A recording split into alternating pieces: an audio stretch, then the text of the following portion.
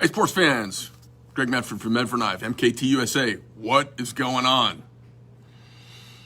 Man, I got stuff afoot. Things happening. All right, so how about a tiny bit of knife news? We'll do a little knife news first. How's that? Hey, Jeffrey. See if I can get Jeff down. Hey, would you poke your head down here for a second, please? Sorry to bother you. Jeff will be down in a minute. We'll tug on his ears a little bit. Hey, what's going on? Question for you. What new stuff do we have coming out soon? In terms of new models? Yeah. Yeah, we've got the M48? M48. Do people know about that? Have they seen that yet? I don't believe so. No. Okay, so the M48, what else? Are we live? Yeah. Oh. And the Smooth Criminal Auto. Smooth Criminal Auto, which I just laid hands on. Oh my God, that thing's super cool. Goes out like a machine gun. What else? Those are the only two knife launches. Everything else is new brand. Oh, and you haven't seen the new knives that we're working on. You haven't seen the two new fixed blades and the neck knife, have you? I have not, no. It's always a wonderful surprise. Ah, cool. All right, well, so I got stuff going on. Is there anything else I should know about? We're doing something on for Washington as well. We are. Yep, we just talked about that project. Are we doing it on the 15th? I believe so. Monday. Monday the 15th. Sounds good. Okay, and we're giving away, we're selling some knives. Correct. We have some really cool patriotic knives for that day. Yes. All right, cool. That's it. Thank you very much. I know you love being on live. All right, guys, so here's what's going on. Got a question. My Smooth Criminal detent is basically non-existent. Is that supposed to be? Craig, no. Something is out on your Smooth Criminal. So if you have a non-existent detent, you definitely need to go through our RMA process on our website. Go to medfordknife.com, go to returns and services, and send it in to us. I'll get it taken care of for you, no problem. So let me tell you about some goings on here Knifewise. So we have had kind of a quantum leap in our auto knife development, in our button lock geometry, and kind of a maturing of our process. Hey, special shout out to Lindsay's Ed for the shirt. Thanks for the shirt, man. This is one of my favorite shirts. I don't wear it all the time. I usually wear a Medford Knife shirt at work, but I felt like wearing my free man shirt today. So one of our newest team members, Lindsay, her husband Ed, who is out there he's out there interfering with God's plan, rescuing people as a fireman. He got me this shirt, and I think it was, I know why it was, and it was really, and it's one of my favorite t-shirts. I really like it, so thanks, Ed. Shout out to you. What I was going to say is, we've got a lot of autos out into the world, and a lot of our new stuff, Randy, of course, that's hysterical. We've got a lot of our new stuff's got the best geometry and the best mechanics, and we were kind of like working our way, finding our way. As we are going through this process and evolution, as we dive into new things, there's big things we're learning. And, like my worst button lock is got issues that are subtle and nuanced. It's still an awesome knife that I'd find on most tables as I go around the country, or I used to go around the country. But my best button locks are something that you haven't seen before, which are autos with zero play and no lash or wiggle in any direction. They're mechanically pretty spectacular. Our new machine shop and our new approach to machining and our new team in machining led by Alan and Steve has brought a different level of repeatable quality from us, which is pretty exciting for me. It helps me sleep better. I had some stuff go on with machinists in the past. It was just kind of a bummer. Guys talk a big game, like they've got all this experience, and a lot of guys come from places that have big game because of their team and their structure around key people. And what I see here is they show up and they don't have that big structure around them. It turns out they're not as talented as they thought. And it's definitely an example for those of you who own businesses or part of businesses where the sum of the whole is greater than the sum of the parts. These machinists think they're spectacular, and they show up, and if they don't have a 5-man engineering team and programming department and tool crib and tool making department ahead of them, it turns out they don't know shit about machining. So as my team has grown and matured, and I've gotten some really fantastic, responsible players on the field, our ability to deliver has gone up a bunch. So pretty amazing change. So you're going to see the Smooth Criminal Auto. I flipped one for the first time, or I I buttoned one, I autoed one the other day for the first time, and I was like, oh, it flips out. It's got no wiggle or play. It's just fantastic. We've got a couple of twists on some models you're familiar with already coming out. We've got the M48 coming out, which I think you guys haven't seen that knife and you haven't seen that kind of offering from us yet. But I was speaking to General Patton's grandson, and we were talking about doing a knife project. And as we were talking about doing the project, he and the foundation basically kind of dropped the project because they wanted me to do this project for him, but they're like, yeah, Grandpa didn't carry a knife, so the siblings and folks don't want to do a knife. And I was like, oh, okay. I mean, I don't know how many guys carried K-bars that are on K-bars done by K-bar, but there's all sorts of ways to commemorate people. And I don't know how many coffee mugs General Patton had his face on the side of, but I know he's on the side of a few coffee mugs. We were thinking maybe we could do, to commemorate, I was going to just go to a hospital and slap some guys laying in hospital beds. Thought that'd be kind of funny. I mean, you don't want to do that either, right? Find some people with cancer and just slap them. So anyway, I drew this knife for them, and they don't own the rights on M48, and that was the patent that Tank, the General Patton, kind of came up with, which spun off a bunch of iterations of tank that were used in war by our country. So I thought we would spin one up and commemorate in I don't know, memoriam, I suppose, to him. It's a really cool pocket knife, and I was thinking when I was drawing this thing about I was thinking about Patton's panache. So he becomes general of this tank division, and the first thing he does, he designs a jacket and new clothes. Like, he was very fashion forward. And of course it was for the practicality of getting in and out of a tank that hadn't happened before. And I wanted to do something that I thought would have like a pragmatic yet stylish, pressing and relevant kind of sentiment to it. So that's what I came up with. You'll see the M48. Super cool. Kind of in the family of our lighter, svelter, more modern, kind of the other end of the spectrum from our Praetorian. So we've got a lot of really cool stuff going on. Also, February 15th, one of my personal heroes, George Washington's birthday, is on the 15th. I'm going to drink some whiskey. I'm going to have a few really, really sexy Washington Americana knives that I'm going to sell live. It's going to be like a fireside chat with Greg, and I'm going to tell you guys some fantastic Washington stories. And we may actually even zoom in some of you who know stuff about George Washington, if you know about his time as an aide-de-camp in the Virginia militia in the Western Territories in Ohio, where he rushed into withering gunfire and the Indians witnessed it, or at Trenton, or at numerous places where Washington was kind of pivotal, or his farewell address at Fraunces Tavern even. I've got so many cool stories about George Washington. When I tell these to people who don't know about him, they know the story about chop down the cherry tree and all that stuff. I said Ohio, didn't I? When I tell these stories to friends and Americans, they are usually blown away and they get goosebumps because people have forgotten to revel in our stories. People say, what would you do if it was 300 years ago? Or what would you do 500 years ago, Greg, if you went back in time? Some people say, I'd be a knight, or I'd be a king, or I'd be no, there would be only a couple of those guys, and maybe it wouldn't be me. I think I know what I would do. I would be the storyteller. I would be a bard. I love telling stories and connecting us to our past and our humanity. So that's the thing that kind of joins us together. And I get some kooky ass liberals, if I can peel off their fucking race fixated paranoia and just have a conversation, They are as in love with the stories of George Washington as my crazy gun-toting lunatic fringe right-winger pals and some QAnon nut jobs I know.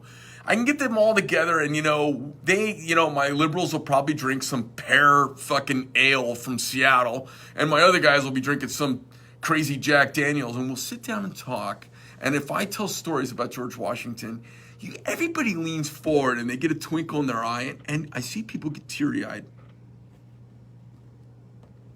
So I'm going to tell you guys some stories about George Washington that are great fun, some of my favorite anecdotes. I won't have it go on too long. I'm going to offer up a few cool knives for you to buy if you're interested. If not, that's okay too. We have some really cool products coming out. And while the rest of the world has retracted in COVID fear, we have ballared up and reached. We've made a big reach.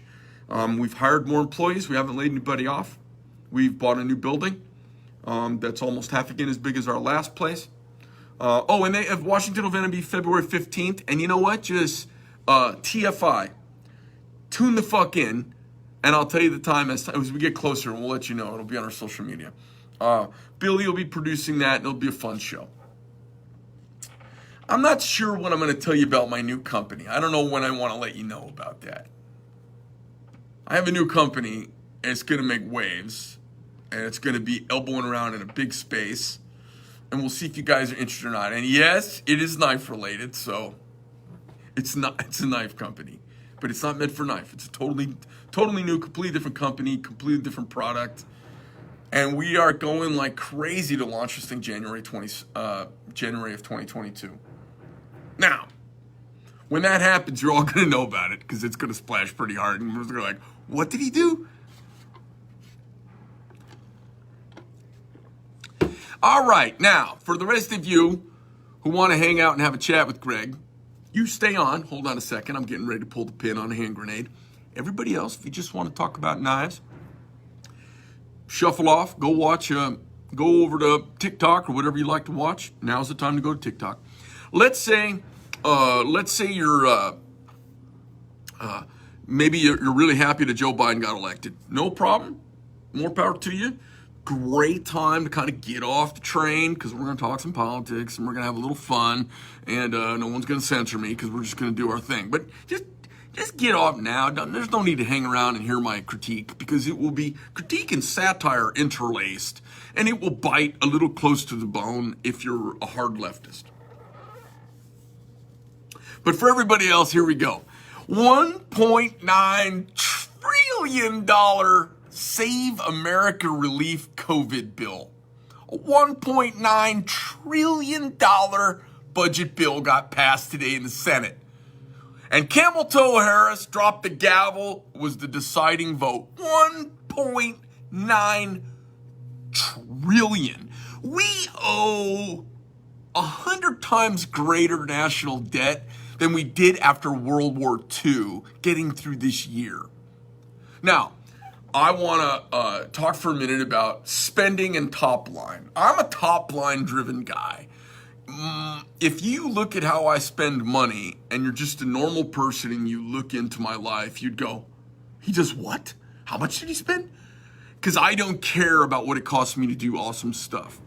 I care about growing the company. So I'm a very top line driven dude. I go, if I just drive the top line of my business, the rest of this will all work out. You guys all clean up the mess behind me. Let me drive for it. I'm a top line driven dude. There are other people who are bottom line driven and they make great accountants. Driving down costs, your bottom line. I'm a top line. I don't need to make more money. I'm just like, I just want to grow the company in a really healthy way, make life better for everybody, and have more resources to do better products to bring cool things to market because I love bringing cool stuff to market. So I am a top line driven dude. And Trump was a top line driven guy. He spent like a drunken Democrat. He did. That was my negative. That's my only negative on Donald Trump. There are some things to be negative about that a lot of people are negative about. I see how they're negative about him. Me, I wasn't negative about him. I'm like, nope, I like it. Nope, I love his tweets. No, I love that he seems unhinged to you, but that's just because you live in a cubicle. No problem. Nothing wrong with being in a cubicle as long as you don't think in a cubicle. But he was a top-line driven dude. He's like, look, we can spend all this money. We're the richest country in the world. All we need to do is let industry double our revenue and it'll all work out. And he was right. You're getting ready to see for the next 4 years, we're all just standing by to watch where philosophy is disconnected from, where theory is disconnected from, where practice, law, and application are disconnected from accountability. Now, accountability is not like in your house. You're accountable for getting in trouble. It's like that, but it's not the same. People would say Trump was not accountable because he didn't show his tax returns. No, he was just a baller, and he doesn't fucking want to pull his pants down for you. I get it. But what he did do, which is really fascinating, is collectively he held our country accountable. Green sounds nice, but it only sounds nice. When you ask greenies how they're going to pay for stuff, they only tell you smoke and mirrors of the future. A post-oil world sounds nice, except unless you're more than a poli-sci major or an English major or a French philosophy major. If you majored in college in anything having to do with science, physics, mathematics, the hard sciences, you'll know there is no replacement here on the third rock from the sun, our little blue marble. There is no replacement for fossil fuels. None. That doesn't involve the collapse of modern society. Now, if your average tree-hugging greenie lefty who's disconnected from reality had any concept of that, they would know they're not going to survive the post-apocalyptic buckskin-wearing, moccasin-wearing, Mel Gibson, whatever that movie was down in Australia, the one where he drove in a row. There's no post-apocalyptic world where liberals do well. They don't. They don't know how to do anything. Whereas folks like me and my kind, we kind of like, well, if the apocalypse comes, we'll take it. If revolution happens, it'll be all right. I'm going to be one of the survivors. People who are buying bullets because they're scared, it's too late. You won't make it. You know who's going to make it? Those of us who already bought all our bullets. If you're buying bullets because the news is, or someone's telling you should, it's too late. If you think now is a good time to buy food for an emergency, too late. It's too late. You don't have the skills. You know what's required in the apocalypse? A lifetime of disbelief, paranoia, and skepticism. A lifetime based on good observational reality. If you just think like, I don't know about my job at American Express, boy, I'll tell you, my cubicle's feeling pretty. I think I need to buy some food stores and maybe get a knife in my first gun. And boy, I ought to buy some boxes of 9mm. Somebody like me's gonna take what I need when the time really hits it bad. I said, Greg, have you bought 10,000 rounds? I go, I don't need 10,000 rounds. I only need, people say they need 10,000 rounds. They don't realize if you need 10,000 rounds, you'll be dead before you've shot your first 1,000. All you need is one good magazine and know where the stuff is that you need. That's all you really need.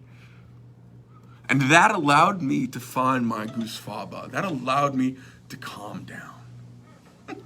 This is to calm me. You guys don't even know the worked up me. I was worked up a few years ago. Now I'm pretty calm. But I have enough for a small battle. I put it that way. An ongoing, sustained battle effort for some time. Our new building is a compound. This is great. So my 73-year-old mom says to me that I said, Mom, I really love the new factory. I feel like the feng shui is great. I walk in, I can find my office in the dark without putting my hands out in front of me. I love it here. And she goes, and it's defensible in the apocalypse. I love that my mom said that. So my building is set up for the apocalypse. It's awesome. And it's got a wrought iron fence all the way around it and a high block wall in the back with barbed wire. It's great. So I am ready for the apocalypse. I didn't even know it.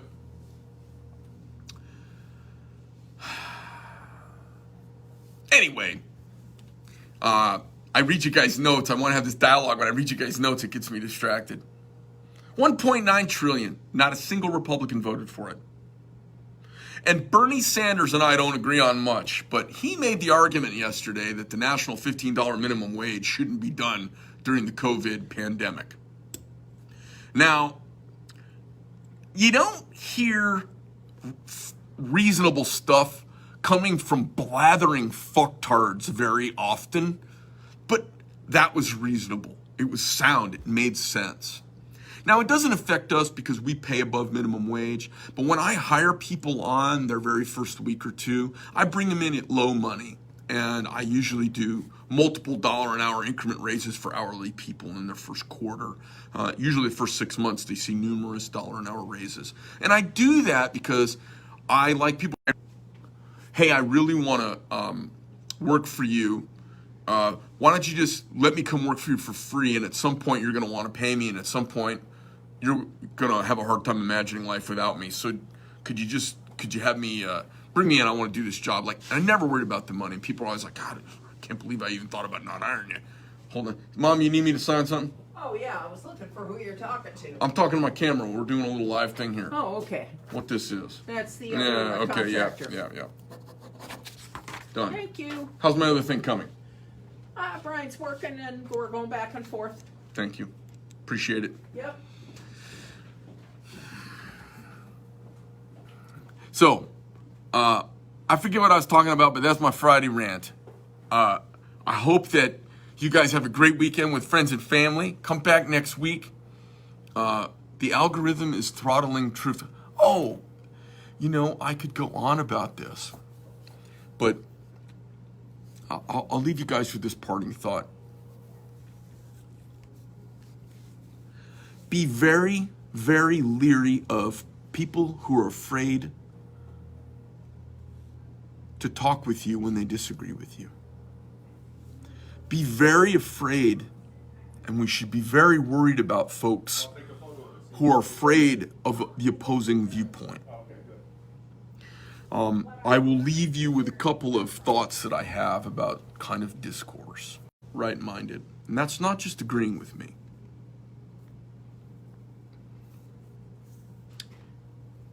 After a lifetime of thinking, I've thought a lot about the issues of our time. I've thought a lot about death penalty pro and con, and abortion pro and con, and taxes pro and con, federalism versus states' rights. I've thought lots and lots about this. Gender equality, equal pay for equal work, that kind of things. Race, bias, prejudice, predisposition.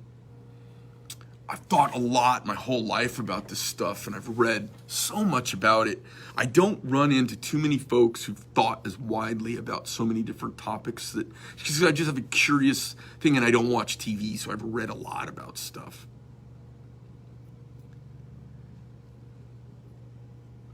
And what I've noticed is people who know the least have the strongest opinions because they're faith-based. They've been told it and they believe it. Whereas me, if you attack my ideology with a smile, I can defend myself because I didn't arrive there because Don Lemon told me to, or Anderson Cooper told me to, or some talking head with toner on his skin and a fake haircut on TV has read it to me.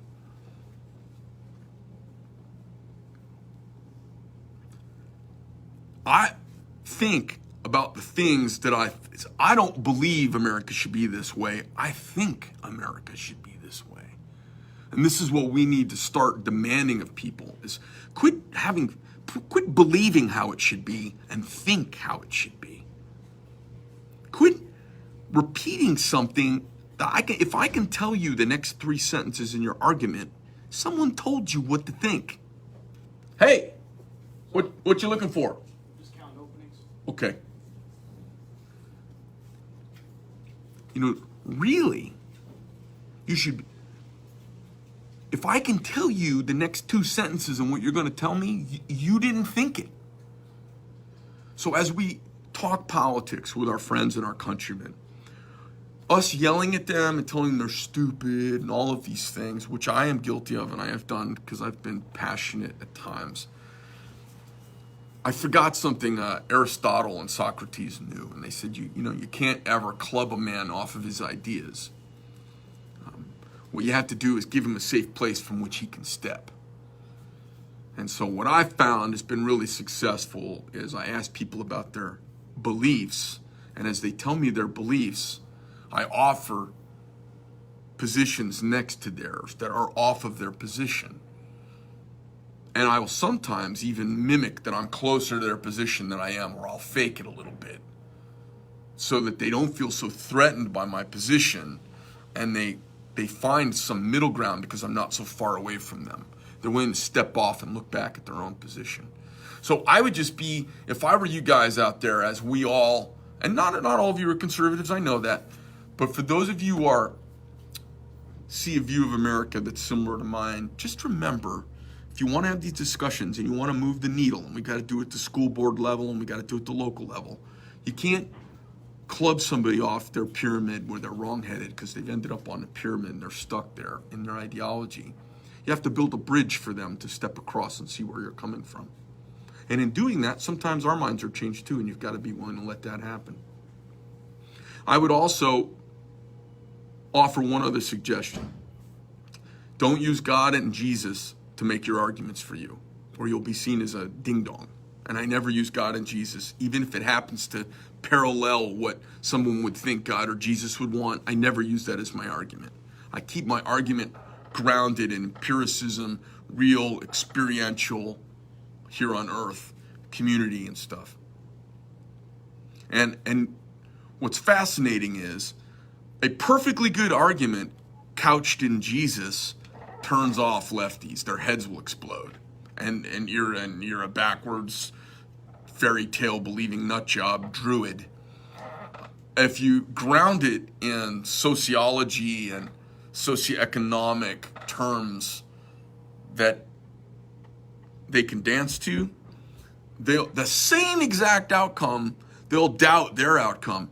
You know, so most people have a faith-based opinion about something, and if you've really thought it out and read it a little bit about it, and you know both sides of the argument, and you can offer a really reasonable position, good ideas are like time bombs. You leave them with your friends and your relatives and your family members, as long as you don't beat them up with your idea. And what happens is they kind of blow up as they think about it. Everybody wants to tell somebody some new idea they heard, had, or found out about. And they'll be sitting there having that discussion with their wife or their cousin or their lesbian lover or their gay pipe hitter. And they'll be having this discussion, laying there with pillow talk after they've made the beast with two backs. And they'll have a discussion and they'll say something. It's like, hey, you know, I heard this perspective the other day. And next thing you know, they'll come back to you a month later while you go to have lunch with them again. And they'll say, yeah, you know, I was thinking about what you said, and I kind of rethought. And when I have that happen, I'm always like, oh, look at you. So it can happen out there. I've just found, you know, sometimes I just get on the soapbox and yell. And I know a bunch of you are out there with your pitchforks cheering me. And I piss off a lot of people when I do that. Other times, I just have a thoughtful discussion, and my guys go, they're with their pitchforks, and they've got their match and their torch ready, and they're like, aren't we going to burn something down? I go, no, today we're just going to talk. Those guys get mad at me, and the real sensitive ones say, oh, it's about time you're thoughtful, you're riot-inciting lunatic. But in reality is, a lot of times I'm venting, and I'm just hostile and angry. It's a long week, and I'm going to go online and talk with my friends. I feel like so many of you have become my friends over the years. But remember, we're in this weird regroup time right now, and something's happened which is not right, and many of us know it's not right. Even if you don't like Orange Man, I think you know what's happened wrong.